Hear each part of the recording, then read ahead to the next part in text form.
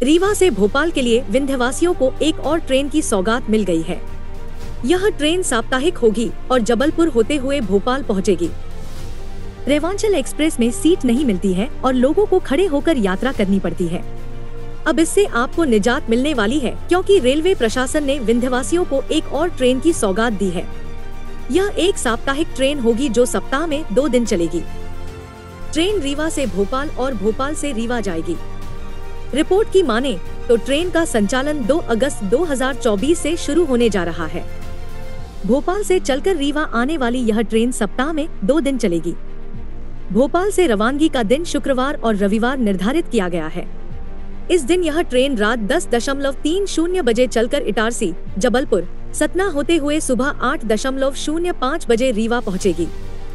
जबकि यह ट्रेन रीवा से शनिवार और सोमवार को रात 11 बजे रवाना होगी, जो सतना, महर, कटनी, जबलपुर होते हुए इटारसी रूट होते हुए रानी कमलापति रेलवे स्टेशन भोपाल सुबह 9:15 बजे पहुंचेगी।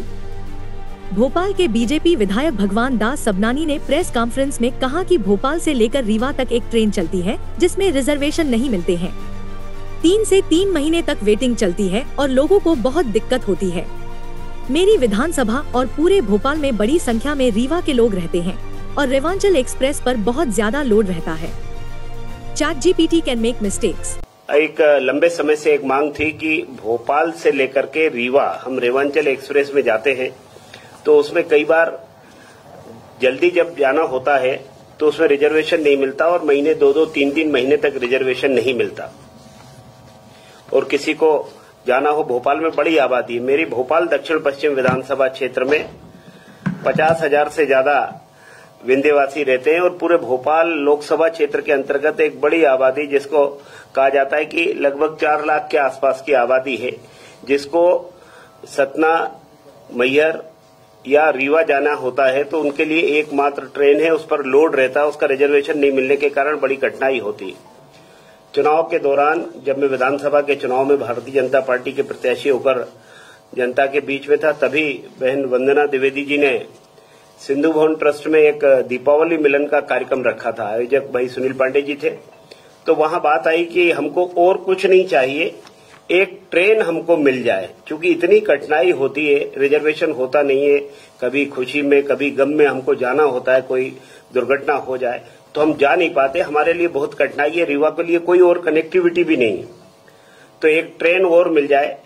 तो 13 नवंबर 2023 को वहां पर दीपावली मिलन के कार्यक्रम में केंद्रीय रेल मंत्री आदरणीय अश्विनी वैष्णव जी, जो मध्य प्रदेश के चुनाव की दृष्टि से भी सह प्रभारी थे, वो वहां उपस्थित हुए। तो उसमें सब लोगों ने बात की, तो उन्होंने कहा ये जिम्मेदारी आप इनके ऊपर छोड़ दीजिए, इनको विधायक बना दीजिए, तो ये ट्रेन हम देने का प्रयास करेंगे। फिर बीच में एक विषय आया भी, उन्होंने कहा एक ट्रेन जो इंदौर से चलती है इसको बढ़ाया जाए। हमने कहा उससे हमारी समस्या हल नहीं होगी।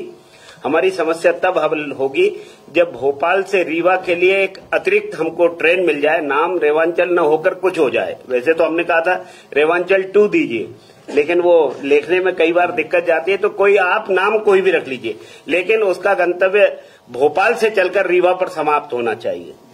और 25 तारीख की रात को मैं एक मित्र के यहाँ था, तो वहां फोन आया कि अश्विनी वैष्णव जी ने मुझे कहा कि मैंने आपकी मांग को पूरा कर दिया है और अभी फाइल पर साइन करने के बाद मैं पहली सूचना आपको दे रहा हूं कि भोपाल से रीवा के लिए एक और ट्रेन सैंक्शन हो गई है।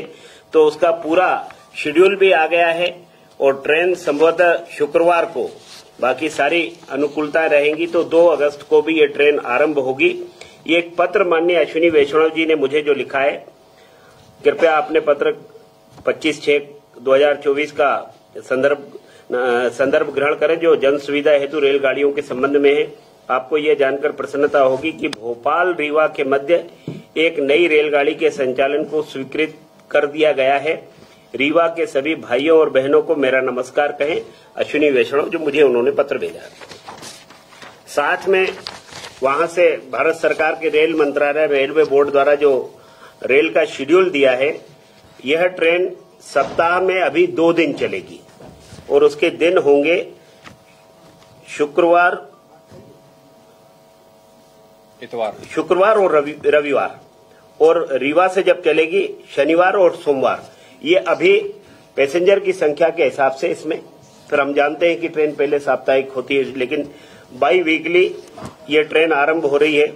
भोपाल से ये ट्रेन रात को भोपाल से 22:30 10:30 बजे चलेगी और 8:05 पर रीवा पहुंचेगी। रास्ते में भोपाल से रानी कमलापति, इटारसी, जबलपुर, सतना और रीवा, ऐसे 5 स्टेशन उसमें दिए हैं।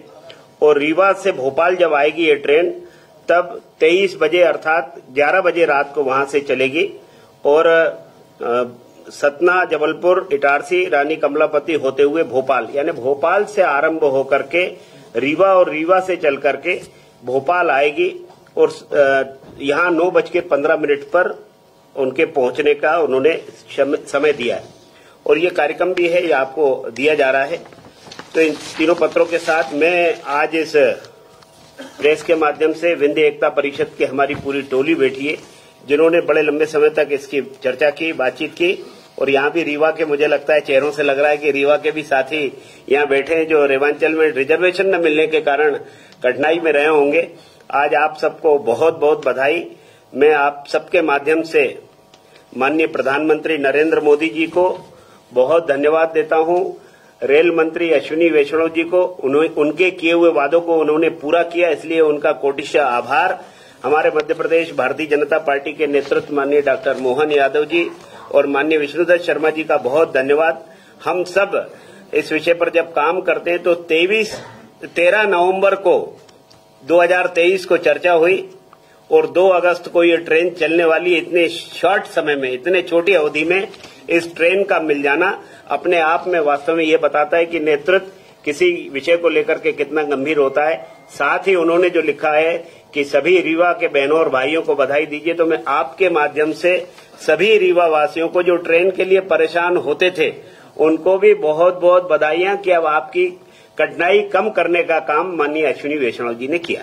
मुझे लगता है कि डॉक्टर मोहन यादव जी ने सरकार में आने के बाद से विशेषकर गाय को लेकर के पूरी संवेदनशीलता के साथ बजट में भी प्रावधान किया है। गौशालाओं की भी स्थिति अच्छी हो इसकी चिंता की है, लेकिन कई बार हमारी अपनी जो गौपालन करते हैं उनकी कहीं न कहीं छोटी सी लापरवाहियों के कारण ये सब स्थिति उत्पन्न होती है।